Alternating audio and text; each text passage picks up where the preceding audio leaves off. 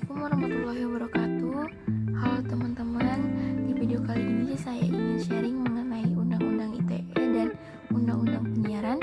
Simak videonya ya. Oke, sebenarnya Undang-Undang ITE itu apa sih? Undang-Undang ITE atau Undang-Undang Informasi dan Transaksi Elektronik adalah undang-undang yang mengatur informasi elektronik dan juga transaksi elektronik. Informasi elektronik di sini adalah sebagai salah satu ataupun sekumpulan data elektronik, tapi tidak terbatas pada tulisan saja, yang mana termasuk juga suara, peta, gambar, rancangan elektronik, data interchange, foto, surat elektronik atau email, telex, telegram, huruf, tanda, simbol, kode akses, ataupun korporasi yang sudah diolah dan mempunyai arti serta bisa dipahami oleh orang-orang yang memahaminya. Sementara transaksi elektronik merupakan perbuatan hukum yang dilakukan dengan cara menggunakan komputer, jaringan komputer, dan juga media elektronik lainnya. Nah, seberapa penting sih Undang-Undang ITE itu? Kita lihat dari zaman sekarang aja nih, yang semuanya sudah serba gampang dan simpel, apalagi ditambah dengan adanya internet yang menambah kemudahan dalam aktivitas hidup sekarang.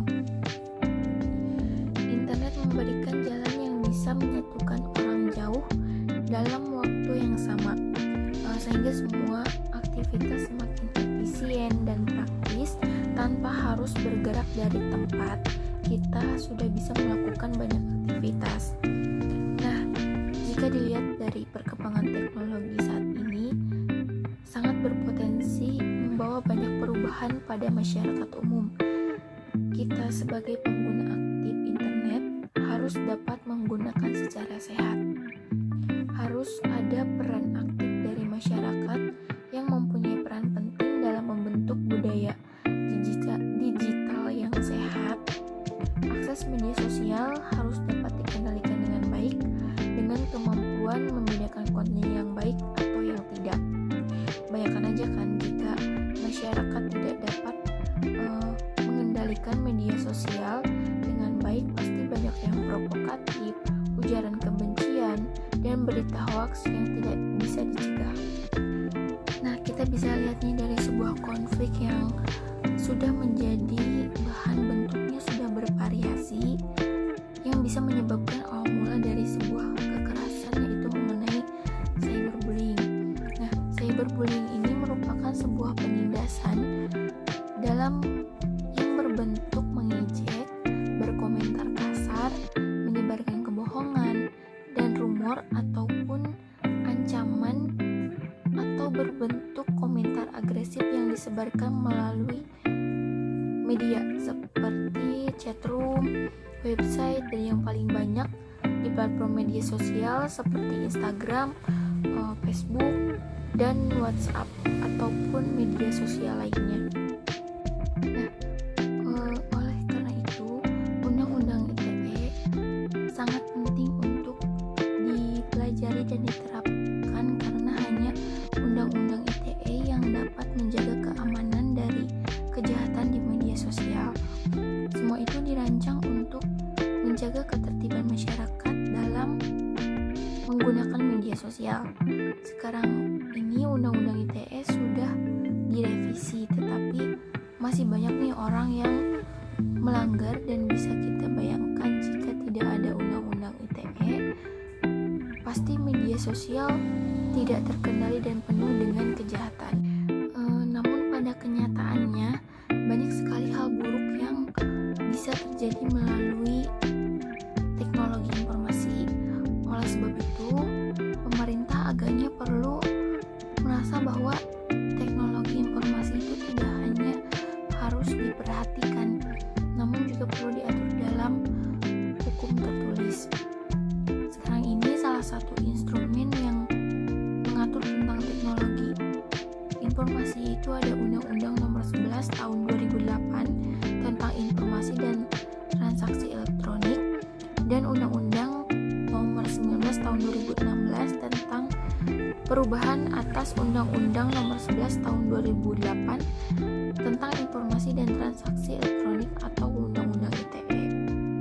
Nah, untuk menjaga hal tersebut kita itu butuh kesadaran moral sebagai pengguna media sosial.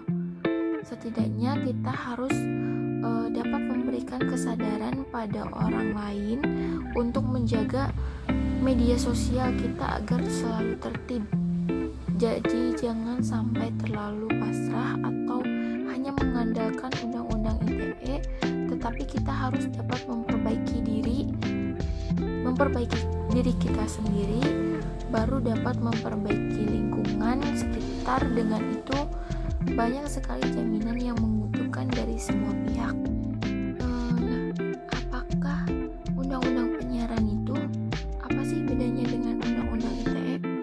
Undang-undang penyiaran atau secara resmi bernama Undang-Undang Nomor 32 Tahun 2002 tentang penyiaran, yaitu undang-undang yang mengatur tentang prinsip-prinsip penyelenggaraan penyiaran yang berlaku di Indonesia, yang meliputi asas, tujuan, fungsi, dan arah penyiaran nasional.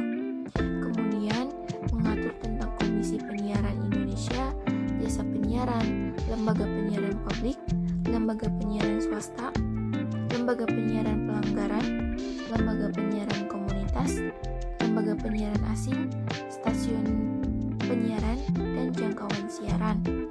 Nah, penyiaran sebagai kegiatan komunikasi massa mempunyai fungsi sebagai media informasi, pendidikan, hiburan yang sehat, kontrol, dan perekat sosial. Dalam menjalankan fungsi sebagaimana yang dimaksud, penyiaran juga mempunyai fungsi ekonomi dan kebudayaan. Nah, apakah undang-undang penyiaran itu merupakan jangkauan dari undang-undang ITE?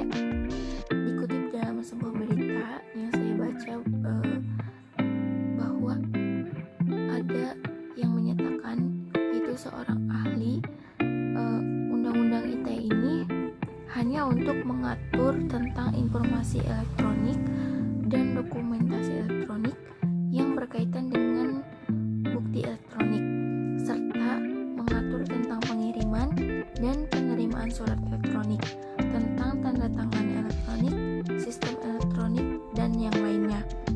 Nah, bidang penyiaran ini tidak termasuk jangkauan undang-undang ITE, karena hal itu diatur secara spesifik dalam undang-undang penyiaran dan peraturan pelaksanaannya. Oleh karena itu, dalam pasal 32 ayat 1 Undang-Undang ITE menyebutkan bahwa setiap orang dengan sengaja dan tanpa hak atau melawan hukum dengan cara apapun mengubah, menambah, mengurangi, melakukan transmisi, merusak, menghilangkan, memindahkan, menyembunyikan suatu informasi elektronik dan atau